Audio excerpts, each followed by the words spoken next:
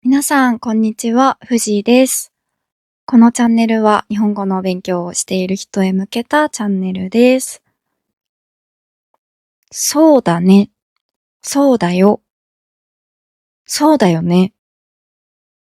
皆さん、この3つの違い、わかりますか？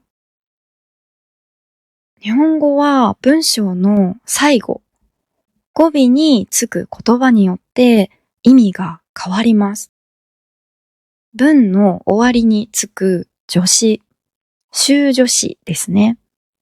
これについて解説してほしいというリクエストをいただいたので、今日は私たち日本人が無意識に使い分けている日本語の文末表現、修助詞についてお話ししていこうと思います。例文も交えていろいろご紹介していくので、ぜひ最後まで見てください。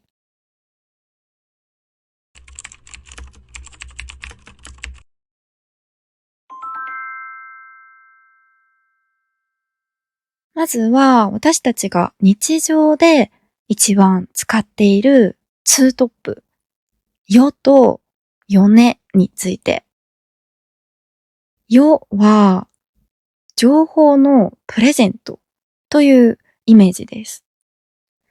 明日は雨だよというとき、そこにはあなたが知らない情報を私が教えてあげるというニュアンスが含まれます。これ美味しいよというときは、相手がそれを食べていなくて、美味しいという情報を伝えたいときです。YouTube の解説動画でもよく使われますね。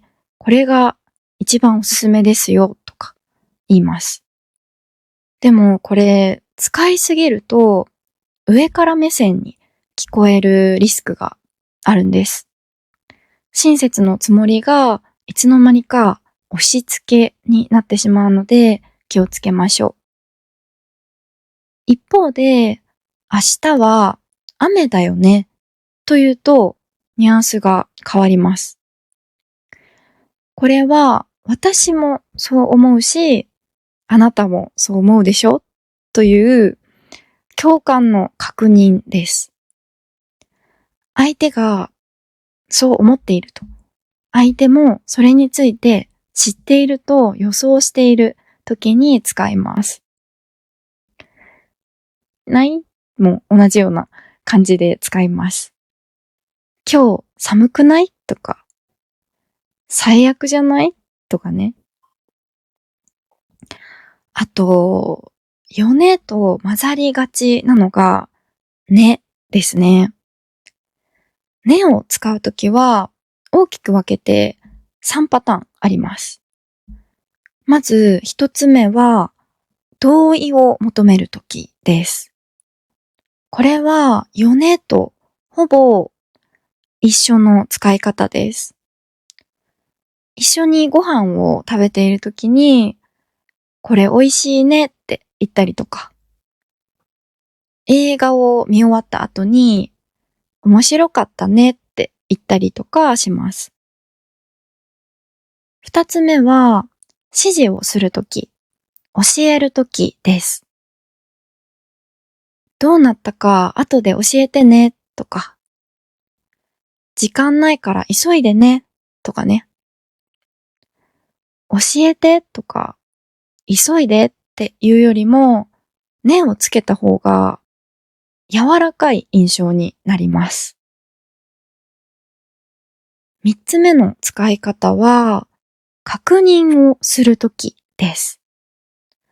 これは、敬語の時に使うことが多いかなと思います。例えば、ホテルとかレストランの店員さんが、こちらでお間違いないですね。富士様ですね。とか言ったりします。ということで、そうだね、そうだよ、そうだよねの違いは、まず、そうだねは同意。今日寒いねに対して、そうだねと同意するときに使います。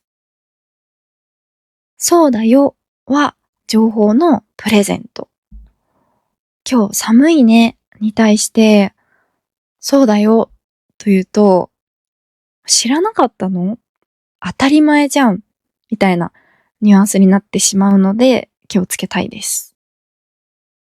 そして、そうだよねは、ほぼ、そうだねと一緒なんですが、ちょっと優しい印象になるかなと、個人的には思います。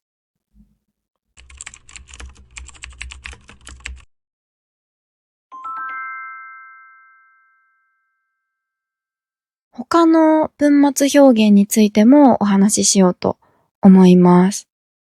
まず、は。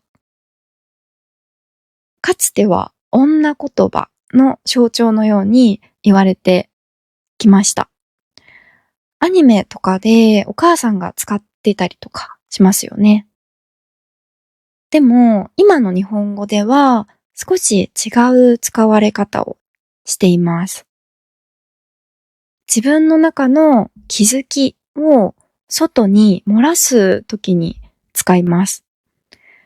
独り言みたいな感じですね。あ、雨降ってきたわ。とか、間違えたわ。とか。自分の中で思ったことを、感じたことをそのまま口に出すときに使います。相手に対して伝えようとしているんですけど、同意を求めているとかではなくて、私はこう感じました。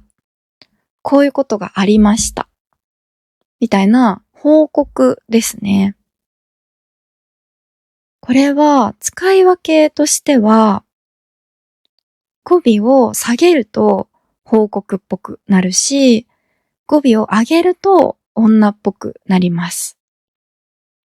これ美味しいわは報告。これ美味しいわというとお嬢様っぽいですね。私はですけど、女の子っぽい感じで使うのはふざけている時だけですね。あとは、ぞです。これは正直あんまり使わないんですが、よと同じような感じで使います。基本的に男の人が使うものですね。ここは立ち入り禁止だぞとか、そんなんじゃ許されないぞとか、そういう感じですね。あとは、独り言みたいな感じで、やるぞとか言ったりすることもあります。トイストーリーのバズ・ライトイヤーの決め台詞は、無限の彼方へさあ行くぞです。あと、次の授業何時からだっけとか、今日って何曜日だっけとか、自分が確信が持てないことを相手に確認するときに使います。あとは、かな。これは相手の意見を聞きたいときに使ったり、独り言で使うときもあります。相手に意見を聞くときは、こうしようと思うんだけど、どうかなとか、どうしたらいいかなみたいな感じで使います。独り言の場合は、今日は何食べようかなとか、こっちの方がいいかなとか、そういう感じで使いますね。ということで、今日は日本語の文末表現、修助詞についてお話ししました。修助詞は使いこなせると日本語上級者だなという印象になりますが、日本人はなんとなくで使い分けているところもあるので、ニュアンスを理解するのは時間がかかるかもしれません。何か質問があったらコメント欄に書いてください。ということで本日は以上になります。最後まで聞いてくださってありがとうございました。また次のエピソードでお会いできたら嬉しいです。よろしければチャンネル登録お願いします。